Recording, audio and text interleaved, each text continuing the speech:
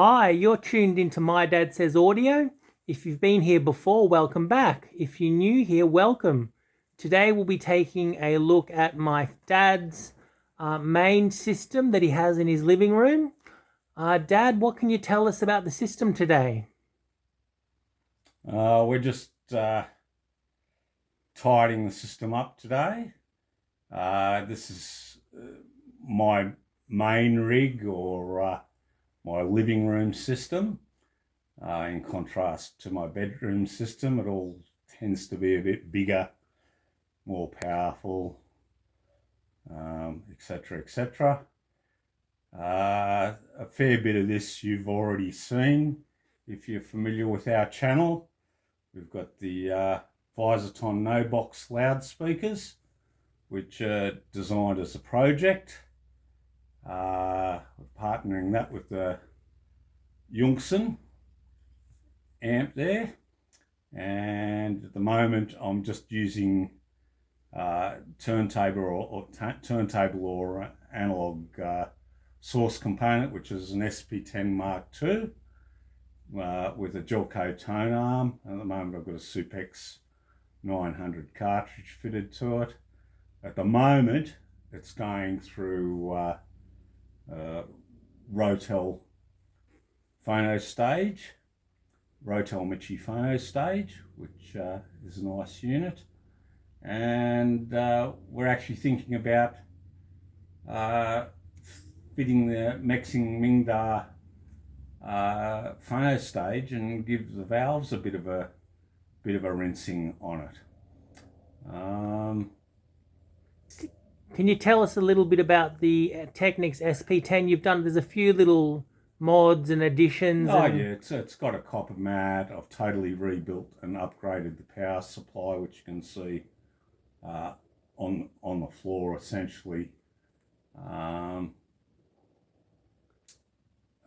There, I've done that. I've still got to get around to recapping the actual motor unit itself.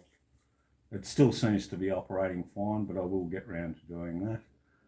And I believe you've got a special VTA adjuster for the Gelco. Yeah. If you go and look at the SP10 video,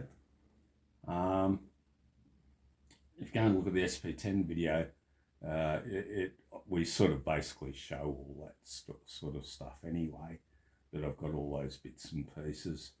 If you look on top of the arm, it's got a tone arm dampening CNC machine, bit of brass from TT Waits and Larry Denham, now totally unobtainable. Both the clamp and the mat are unobtainable. Once again, TT Waits responsible for that. Very nice bits of machining.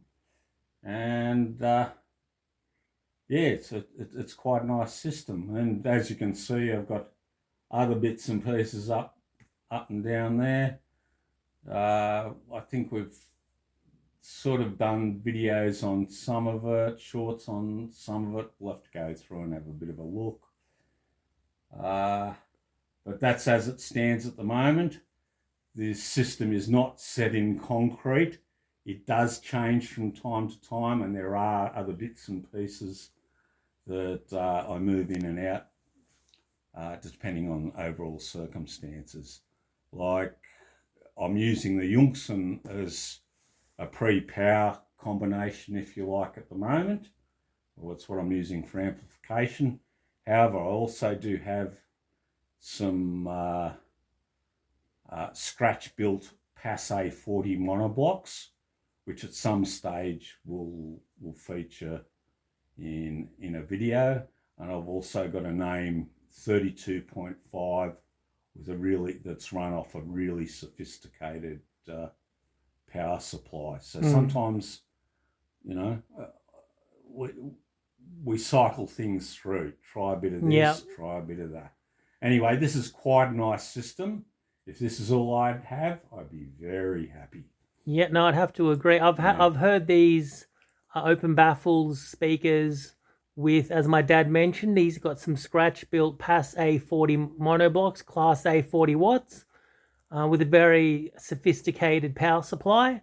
and I heard it with the Lin, which my dad no longer has, but a Lin and the name power, the pre-phono that he described, and it was probably the best sound I've ever heard, some of the best, if not the best. So yeah, the speakers are pretty special. It's hard to get a sense of scale because the speakers are so big they make everything else look small. But everything is quite massive. The Yungsan is huge, and just the sense of scale is a bit interesting. Is a little bit warped depending on what you're used to. What you have to realise is the bass drivers on the open baffles are 15-inch drivers, so that will, it's bigger than a record, for instance. Yes. No, it's a very impressive system. As my dad said, it's enough that it's good enough that you say, well, gee, if this is good as it gets, I'm happy. Yeah. Anything more to say, Dad? Not really. It produces a nice, big, very dynamic sound. Yes. There's nothing reticent or shy about it, but it's also not over the top. It plays really quite loud. The Yungsan is rated at 80 watts per channel. The speakers, I would say, are around about 92 dB. And it's not a huge listening area we've got here, but it can really throw it out at you and make you sit back with the dynamic swings. There's nothing shy about it at all.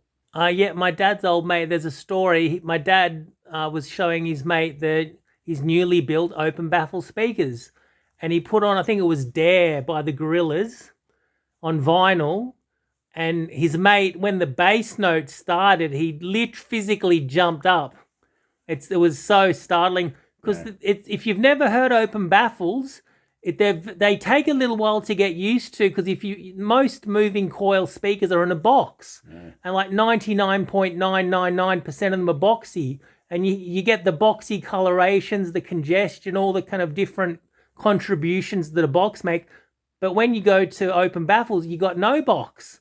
So it's like, oh, I'm here. It just takes a while to get used to, but no, they can be very impressive. Yeah, they're open baffles. I'd sort of describe as being a bit like panel loudspeakers, but with real balls. Yeah, it's sort of the best way I can describe it. It doesn't mean they sound like panel loudspeakers, but there's a certain familiarity. If you've listened to quite a few panel loudspeakers, you will notice there is certain similarities there, shall we say. Yeah. Anyway, I think that's it for the moment. All right, guys, that's it for today. If this is your kind of content and you enjoyed this video, please consider liking, subscribing, sharing, and commenting. All right, guys, until next time, have a good one. Bye.